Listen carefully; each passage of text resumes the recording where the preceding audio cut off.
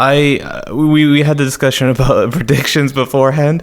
I kind of understated some of the weaknesses that Justin had, but typically that happens, right? You overestimate and you underestimate things. I'll tell you though, that's the first time I've ever seen someone transition from a rear naked into an arm bar into arm triangle that fast. Yeah. So the big thing that like my takeaway for the fight was, so it started off with Justin always on the back foot. So it looked like he was very committed to his game plan. So I don't know if you saw, but there was like a screen cap from one of the embedded podcast episodes where it showed the whiteboard and showed what the game plan was. It was like a spiral, right? Like a circle that just keeps going back, like in circles, like a clockwise or counterclockwise, which way it was. It looked like he stuck to that game plan very, very concretely, to the point where I expected him to try to clinch at some instances. But what happens is when you don't want to clinch, or you refuse to clinch and you always escape, you never get set like Justin wanted to, right? So what confused me though is that like you're saying that he was pushed back the whole time, but I think for the first 2 minutes actually he was the one that was being aggressive towards Khabib. You know, he would walk in and he would just keep throwing his overhand right and his left hook. I think he actually landed one, right? Like, yeah, so the times that he was able to set up, right, where he's able to plant his feet and throw, he was throwing that overhand right, and he was hitting Khabib. But then as it kept going on, Khabib realized, hey, I can't let him set up and plant his feet because I'm going to get hit. And he got hit pretty badly a couple times, right? Times, yeah. It could be a testament to his chin or his big head, but he got hit many times with the overhand right, at least twice that I saw.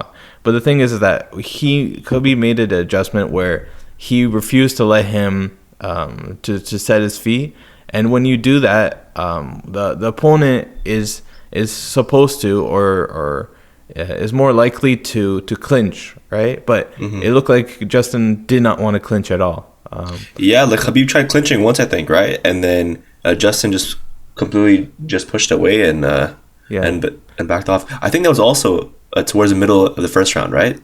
Like in the middle of the first round, like the first 2-3 minutes, I think it was all Justin. And then towards the end, after the takedown, I think after that, you could say it was Khabib's.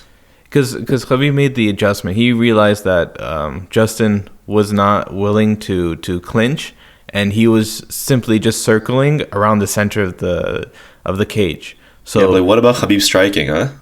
What about Khabib striking? So he made that adjustment. Like I know I'm not the biggest fan of Khabib's of striking, because when you compare it to people in his class, in the top 5 or wherever it may be, they are much better strikers. However, Khabib has better utilization of his striking. What I mean by he uses his striking to his advantage. So he only uses it tailored to what he's really good at, and that's wrestling.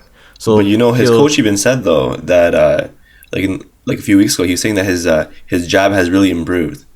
And when you watch the fight, you could see. What coach is not going to say that? But yeah, his jab is very good, right? His jab is very good, but jab is not your whole striking repertoire. So Khabib realized that this guy does not want to wrestle with me. He wants to go in circles and does not want to clinch. So what's the game plan for that? Is you constantly push him, and then you get him against the fence, which he did, right? Yeah. So one thing that I overestimated overvalued for Justin was his jiu-jitsu, right? So his overall grappling game. He prior to that, we all knew that he's not very fond of jiu-jitsu, which Khabib probably knew before going into there. Actually, a quick question. I actually don't know what level Khabib is at in jiu-jitsu. Like, what belt does he have? I think he's a Sambo player, right? So Sambo, he's Sambo, right? But combines like jiu-jitsu elements and wrestling elements. So I don't know. I assume if there is a black belt level, he's on the highest tier because he's been doing it since he's a kid. But you can tell his work on the ground is high level, right? Yeah, you can tell. Yeah. So the issue was that once Justin got up, what his instinct is, what we saw before in other fights, is he will get up instantly. However, he gives up his back, right? When you give up your back to a guy that's high level grappling on the ground, he will jump on your back. And what you saw, what he did there was that he transitioned and ultimately got a triangle, right? Yeah. So very, very well done by Khabib. Took his strengths and matched it up with Justin's weakness and game plan much better than it was actually a mounted triangle, wasn't it? And then he transitioned over into just a. If you look in modern MMA, right, you rarely see any triangles anymore. Yeah. Before, what happens is that you would always see triangles here and there, right? Because the jiu-jitsu level across MMA wasn't that high, right? But now, today's day, getting out of the triangle or getting caught in a triangle is very rare, right? And it kind of seems like it makes sense that Justin Gaethje got caught in a triangle because his jiu-jitsu is barely non-existent, right? Yeah. He didn't like. He's basically like a wrestler and a striker, right? That's all he really is. And then even then, his wrestling, it's been like barely shown in the UFC, right? So I guess he had it coming. His ability to get his jiu-jitsu defense up high enough for this fight was not there. So prior to this fight, he would have had 3 months or whatever month time that he had to prepare for this fight. He's not going to be able to develop a defense that would be. How long ago did he fight Tony Ferguson? It was during this whole Fight Island thing. So maybe 2 or 3 months ago. I'm not sure. Yeah. But he's not going to develop a jiu-jitsu game or a defense strong enough to defend against a guy that's been doing it his whole life. Fast, yeah. Right. So kudos to him. Great fight, great finish. He played to his strengths, to Justin's weaknesses, and was. But a few times, man, I thought he was getting rocked, and if he kept eating those, he would have went down. Yeah. But he adjusted. The thing is that he's barely taken any damage in his career. Yeah. So he's not as weathered as all these other guys. So it's very similar to the situation where John Jones, early in his career, he was taking no damage. Yeah. And the question was, does he have a chin? Not getting hit for years of your career also helps develop your chin, right? Because you haven't been tested as much and it's fresh and brain damage, not as much brain damage and whatnot.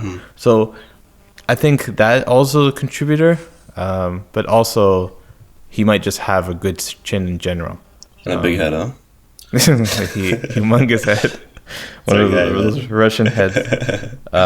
It actually came out that that before this fight, he broke his foot 3 weeks prior. I think who announced it? It was Dana White, from right? his camp. Yeah, but in the post-press conference, he announced it. Yeah, so somebody in Khabib's camp told Dana that, hey, he broke his foot 3 weeks prior.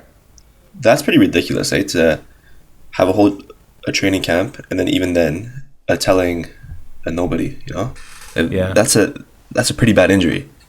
That's not the only thing that came out. So another thing came out was that Javier Mendez, his coach, said that back in September, Khabib actually contracted mumps. Really? Yeah. So he had mumps. So mumps is something that the Western world and a lot of Europe and stuff get vaccinated for. It's MMR is a vaccine. So it's not as common anymore in the 21st century. However, in countries and areas maybe like Dagestan, he didn't get vaccinated as a child. Yeah. Right. So he contracted it in September, and he was able to recover in time and without anybody knowing that he had mumps. But you think with the UFC they would have like their own vaccination protocols, but I guess not. That's pretty ridiculous. Yeah, actually, yeah. That's pretty ridiculous when you think about it. You know, they don't have any vaccination. I don't know if they ask them for their immunization cards and say, hey, in order to fight. I mean, they probably don't if the guy has mumps, you know. Yeah, but maybe he did have the vaccination. I don't know if the success rate for vaccination is 100%. Yeah. In terms of preventing mumps, but well, good thing he was okay. You know, if he pulled out, it would have been a disaster for his card and him. So mumps is it's a virus relating to saliva, I believe. So your face gets inflamed. There's other side effects. It's not too deadly, however, it does affect your performance and it affects your overall health with fever and whatnot. So to think that he got mumps in September, even if it was mild, right? He still had to deal with that and recover within a time span of 40 days. If he got in the beginning of September or mid-September, 50 days, which is kind of adds to the legend, right? Of course, yeah. Of course.